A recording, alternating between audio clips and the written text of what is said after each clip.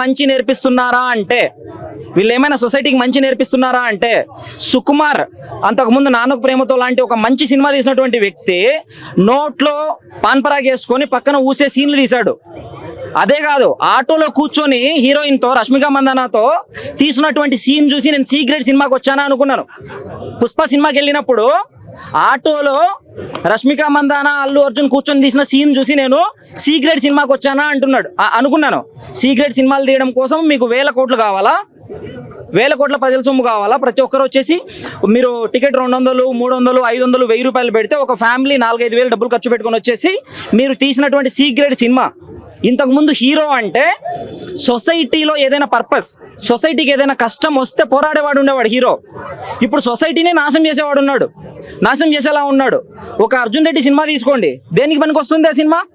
లాస్ట్లో ఒక్క నిమిషము హీరోయిన్ నేను చిటికెన్ వేలు కూడా తగలనివ్వలేదు అనే మెసేజ్ చెప్పడం కోసం మొత్తం 2 గంటలు బూతులు తీశారు. ఒక యానిమల్ సినిమా తీసుకోండి, రియాలిటీ అనే ఒక పదంతో, రియాలిటీ అంటే నువ్వు గీకోవడము గోక్కోవడం అవన్నీ చూపించడం రియాలిటీనా? బిత్తలు తిరగడం చూపించడం రియాలిటీనా? వీటితో అసలు ఎటువైపు తీసుకెళ్దాం అనుకుంటున్నారు సొసైటీని? ఇంకా సినిమా వాళ్ళు పబ్లిక్లో కొందరైతే ఇంటర్వ్యూలో, విజయ్ దేవరకొండ ఒక ఇంటర్వ్యూలో రష్మిక తొడల పైన కాళ్ళేస్తూ ఉన్నాడు. అసలు వీళ్ళు సినిమాల ద్వారా మనుషులకి ఏం చెప్పాలనుకుంటున్నారు? యూత్ అనే వాళ్ళు ఎక్కువ చెడుకే అట్రాక్ట్ అవుతారు.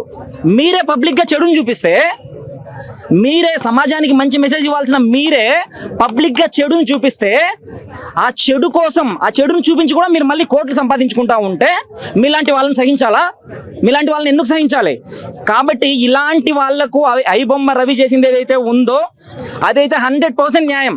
మొన్న ఇంకో వ్యక్తి వచ్చి చెప్తున్నాడు పబ్లిక్ మీటింగ్లో, ఇండియాలో అయితే పెళ్ళైన 2-3 నెలలకు పిల్లలు పుట్టలే, ఏదైనా శుభవార్త ఉందా అని అడుగుతారు. ఫారిన్లో అయితే నేను నా పిల్లము 10 ఏళ్ళు పిల్లలు కనద్దనేసి అగ్రిమెంట్ చేసుకుని మరీ బతుకుతున్నాము అనేసి. వాడు హై క్లాస్ అయి ఉండొచ్చు, వాడి దగ్గర డబ్బులు ఉండొచ్చు. మిడిల్ క్లాస్కి ఇలాంటి సుఖపడ్డము లేదంటే ఎంజాయ్ చేయడము లైఫ్ ఇవన్నీ అలవాటు చేసి ఈరోజు మిడిల్ క్లాస్లో ఫ్యామిలీలు చాలా సఫర్ అవుతున్నాయి. ఎంతమందిని చూస్తున్నాం ప్రతిరోజు భర్తను చంపేయడం కానీ ఇవన్నీ న్యూస్లో చూస్తున్నాం. వీటికి ఒక రకంగా ఇన్స్పిరేషన్ మొన్న ఒక సినిమా ఫంక్షన్లోనే వాడు చెప్పాడు, 10 ఏళ్ళు పిల్లలు కనకూడదని వాడు అని పిల్లము అగ్రిమెంట్ చేసుకో అంటే అదే ఇంకా అగ్రిమెంటే అనుకోవచ్చు, వాళ్ళ అండర్స్టాండింగ్ అంటే అది. ఏంటి అసలు మన కల్చర్ గురించి ఏదైనా చెప్తున్నారా, లేదంటే సొసైటీకి ఏదైనా మెసేజ్ ఇస్తున్నారా, లేదంటే సొసైటీకి ఉపయోగపడే పని ఏమైనా చేస్తున్నారా? మీరు ఎక్కడ మంచి పని చేశారని చెప్పేసి ఎప్పుడైనా ఏదో ఫార్మాలిటీకి 100 కోట్లు 1000 కోట్లు దొబ్బేసిన వాళ్ళు ఏదో ఫార్మాలిటీకి ఎప్పుడైనా ఫ్లడ్స్ వస్తే అది అందరూ ఎవడైనా ఇస్తే ముందుకొచ్చి మళ్ళీ బాగోదు అన్నట్లుగా ఇస్తారు. మొన్న అయితే బాలయ్య బాబు ఒక్కడు ఇచ్చాడు, మిగిలిన వాడు ఎవడు ఇవ్వలేదు తెలంగాణ ఫ్లడ్స్కి. మీకెందుకు ఇవ్వాలి? ఒక సినిమా అంటే లక్షల మంది చూస్తే దానివల్ల బాగుపడేది ఇద్దరు. ప్రొడ్యూసర్ అయితే రిస్క్ చేసి బాగుపడుతున్నాడు, ప్రొడ్యూసర్ని పక్కన పెట్టేయండి, డబ్బులు పెడుతున్నాడు, పోతుందా వస్తుందా తెలియదు. కానీ దానివల్ల బాగుపడేది ఎవడు అంటే ఒక డైరెక్టర్, ఒక హీరో. మొత్తం 50-70% ఆఫ్ ద ప్రొడక్షన్ కాస్ట్ మొత్తం కూడా ఎవరికి పోతుంది? మొత్తంగా పోయేది డైరెక్టర్కి, హీరోకి. ఇదైతే ఖచ్చితంగా కిందికి రావాలండి. ప్రొడక్షన్ వాల్యూస్ పేరుతో మీరు నిజంగా ప్రొడక్షన్ వాల్యూస్ ఇస్తే 1000 కాదు 10,000 టికెట్ పెట్టచ్చు, కాదన్ను. కానీ ప్రొడక్షన్ వాల్యూస్ పేరుతో మీరు 100 కోట్లు ఒక్కో వ్యక్తి సంపాదించుకుంటున్నాడు, ఒక్కో హీరో సంపాదించుకుంటున్నాడు, ఒక్కో డైరెక్టర్ సంపాదించుకుంటున్నాడు. కాబట్టి గవర్నమెంట్స్ కూడా ఆలోచించాలి, సినిమా ప్రైసెస్ అనేవి తగ్గించాలి. ప్రొడక్షన్ కాస్ట్ నన్ను అడిగితే ఏ హీరో కూడా 70 కోట్లు 80 కోట్లు 100 కోట్లు రెమ్యూనరేషన్ తీసుకునే ఏ హీరో కూడా ఉండకూడదు. ఒక హీరోకి రెమ్యూనరేషన్ 10 కోట్లకు మించి ఇవ్వకూడదు. అది ఎంత పెద్ద సినిమా అయినా సరే. ఇండియాలో జనం సొమ్ము ఏమైనా ఊరికే వస్తుందా మీకు? నీకు 70 కోట్లు 80 కోట్లు ఎలా వచ్చింది? ప్రొడక్షన్ వాల్యూస్ అంటే ప్రొడక్షన్ వాల్యూస్కి నువ్వు తీసుకునే రెమ్యూనరేషన్కి ఏం సంబంధం? ఒక్కొక్కటి షేర్ కింద 1000 కోట్లు కలెక్షన్ చేసిన సినిమాకి ఒక హీరోకి షేర్ కింద 120 కోట్లు 200 కోట్లు ప్రాఫిట్లో షేర్ తీసుకుంటున్నాడు. ఒక్కడు బాగుపడడం కోసం ఇంతమంది డబ్బులు ఖర్చు పెట్టాలా? పోనీ మీరు ఏమైనా మంచి మెసేజ్ ఇస్తున్నారా? యానిమల్ సినిమా దాని సినిమా అంటాడు ఎవడన్నా? అర్జున్ రెడ్డి సినిమా దాని సినిమా అంటాడు ఎవడన్నా? పుష్ప సినిమా దాని సినిమా అంటాడు ఎవడన్నా? ఏం మెసేజ్ ఇస్తున్నారు మీరు? ఏం మెసేజ్ ఇస్తున్నారు అంటున్నా? కుటుంబాలు నాశనం అయిపోతున్నాయి, భార్యాభర్తల మధ్య గొడవలు జరుగుతున్నాయి, ప్రతిదీ ఎంజాయ్మెంట్ అని చెప్పేసి యూత్ని అందరినీ, ముఖ్యంగా అమ్మాయిలు ఒకప్పుడు జర్మన్ కార్ కావాలి, అమెరికన్ శాలరీ కావాలి, ఇండియన్ వైఫ్ కావాలి అనేవాళ్ళు. ఇప్పుడు జరుగుతున్న సంఘటనలు చూస్తే వేరే దేశాల వాళ్ళు ఇండియన్ వైఫ్ మాత్రం వద్దనేలాగా చేసిన దాంట్లో ప్రధాన కారణము సినిమా వాళ్ళు, ఒకటి సినిమా, రెండు ఇన్స్టాగ్రామ్. సో ఈ రెండు దరిద్రాలని వదిలించుకుంటే మంచిది. అబ్బాయిలకు కూడా నేను చెప్తున్నా, అమ్మాయిల్ని అనడం కంటే ముందు, అమ్మాయిలు ఎక్స్పోజింగ్ చేసే వీడియోస్ చేస్తున్నాము అనడం కంటే ముందు, ఎక్స్పోజింగ్ చేసిన ఏ వీడియో చూసినా కూడా 5 లక్షలు 6 లక్షల లైక్స్ ఉంటున్నాయి. ఎవడు కొట్టాడు లైక్స్? మీరే కదా కొట్టింది, అబ్బాయిలే కదా లైక్స్ కొట్టింది. మీరు మారండి ముందు. 5 లక్షలు 6 లక్షలు, కనీసం మంచి మెసేజ్ చెప్తే వ్యూసే 10,000 ఉంటాయి వ్యూస్. కానీ ఎక్స్పోజింగ్ చేసిన వీడియోకు లైక్సే లక్షల్లో ఉంటున్నాయి. లైక్స్ కొట్టింది ఎవడు? ఒక అమ్మాయి వీడియోకి ఇంకో అమ్మాయి లైక్ కొట్టదు. ఖచ్చితంగా చెప్తున్నా, ఒక అమ్మాయి వీడియోకి ఇంకో అమ్మాయి లైక్ కొట్టదు. లైక్స్ కొట్టి ఎంకరేజ్ చేస్తూ మీ జీవితాన్ని మీరే నాశనం చేసుకోకండి. అమ్మాయిలను ఎంకరేజ్ చేస్తున్నది మీరే. ఎక్స్పోజింగ్ వీడియోస్ ఇవన్నీ కూడా మీకు ఒక హ్యాపీనెస్ ఇచ్చినంత మాత్రాన మీకు అవి కూడు పెట్టవు. కాబట్టి దయచేసి అమ్మాయిల వీడియోస్కి, ఎక్స్పోజ్ చేసే వీడియోస్కి లైక్స్ కొట్టకండి. ఈ మధ్య చాలా మంది అమ్మాయిలందరినీ అనట్లేదు నేను, ఓకే? కొందరు భగవద్గీత గురించి చెప్తున్నారు, కొందరు మన పురాణాల గురించి చెప్తున్నారు, కొందరు యూజ్ అయ్యే హౌస్ మేడ్ ఇంట్లో ఉపయోగపడే ప్రోడక్ట్స్ గురించి చెప్తున్నారు. ఇలాంటి వాళ్ళకి లైక్స్ కొట్టండి. నేను అమ్మాయిల గురించి ఓవరాల్గా చెప్పట్లేదు. బట్ తప్పుడు పనులు చేస్తున్న వాళ్ళకి లైక్స్ ఎవడు కొడుతున్నాడు? అబ్బాయిలే కొడుతున్నారు. కాబట్టి అమ్మాయిలు అనడం కాదు, ఫస్ట్ అలాంటి వీడియోస్ వస్తే రిపోర్ట్స్ కొట్టేయండి అని చెప్తున్నాను నేను. కాబట్టి రవి చేసింది అబ్సల్యూట్లీ రైట్. నేను చెప్పిన సమాంతర న్యాయం ప్రకారము, అన్యాయం రాజ్యం ఎప్పుడు న్యాయం కాదు కావాల్సింది, సమాంతర న్యాయం ప్రకారము ఐబొమ్మ రవి చేసింది 100కి 100% కరెక్ట్. సొసైటీ మొత్తం కూడా అతనికి సపోర్ట్ గానే నిలబడాలి, సినిమా ఇండస్ట్రీని ప్రశ్నించాలి.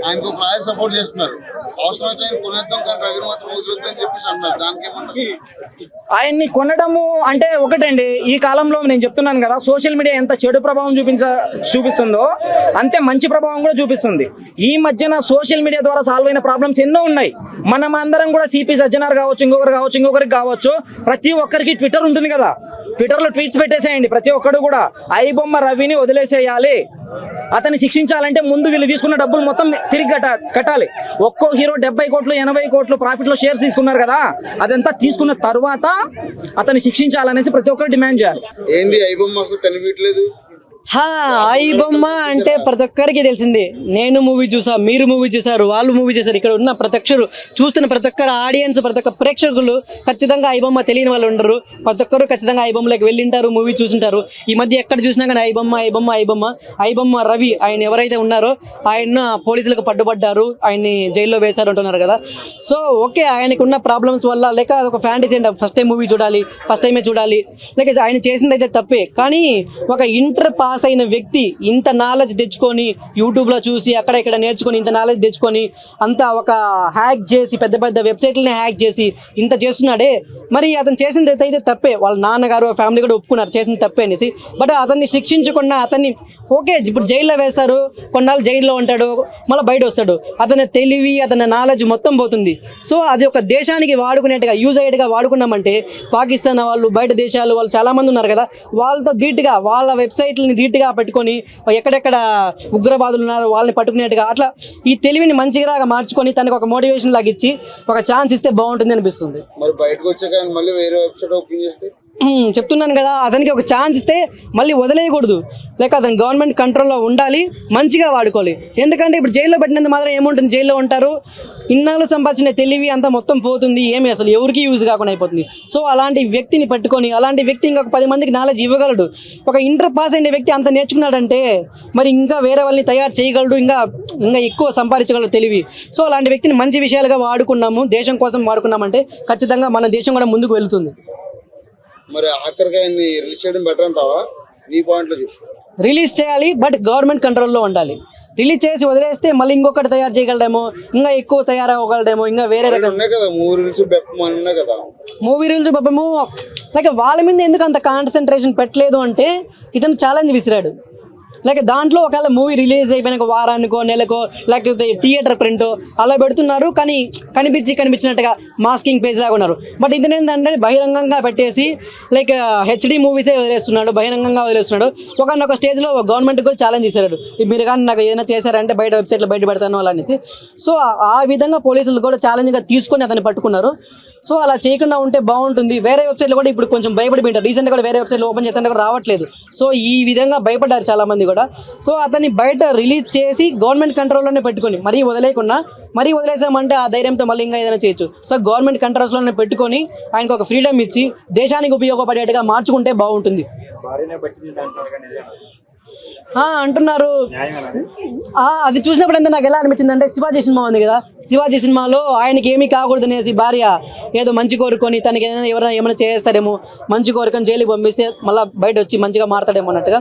సో ప్రతిదీ షేర్ చేసుకోకపోతే బాగుంటుంది అనిపించింది నాకైతే. అతను చాలా కోట్లు సంపాదించాడు కదా. చాలా కోట్లు అంటే అతను వెబ్సైట్లో అతను అకౌంట్లో అనేది 3 కోట్లు అంట. చాలా కోట్లు సంపాదించాడంటే మనకి ఫ్రీగానే కదా ఈ బొమ్మ చూపిస్తున్నాడు. ఇప్పుడు ఏమంటారు, ఓటీటీ ప్లాట్ఫామ్స్లో మనకి డబ్బులు కట్టి చేసుకుంటాం. బట్ అందులో తన ఫ్యాంటసీ, తన ముందుగా చూడాలి సినిమా అనే ఫ్యాంటసీతో, సో నాలాగే చాలా మంది ఉంటారు కదా అని వేరే వాళ్ళందరికీ చూపిస్తున్నారు. అదొక తప్పే, అలా అతను చేసిన విషయం తప్పే. అంటే ఒక మూవీ చేయాలంటే, ఒక మూవీ అనే ప్రోడక్ట్, ఒక చైల్డ్ బయట రావాలంటే ఆ మూవీ అనే ప్రోడక్ట్ ఎంతో ఒక 100,000 మంది వర్క్ చేయాలి. దానికి ఒక 100,000 మంది వర్క్ చేసి ఎంతో డబ్బులు పెట్టి ఒక ప్రొడ్యూసరు, డైరెక్టరు, యాక్టర్ ఎంతో మంది వర్క్ చేయాలి. అంతమంది కష్టాన్ని సులువుగా తీసేయడం అంటే చాలా తప్పు కదా. సో ఆ తెలివిని మంచిగా వాడుకుంటే బాగుంటుంది అనిపిస్తుంది. హలో, తెలుగు రాజ్యం ఛానల్ చూస్తున్నారా? సామాజిక రాజకీయ జీవన చిత్రణే తెలుగు రాజ్యం. అతిశయోక్తులు అసత్యాలు ఉండవు. రాజకీయ కోణం కాదు, ప్రజా కోణమే కొలబద్ద. తెలుగు రాజ్యం వీక్షణ మీ ఉత్తమ అభిరుచికి నిదర్శనం.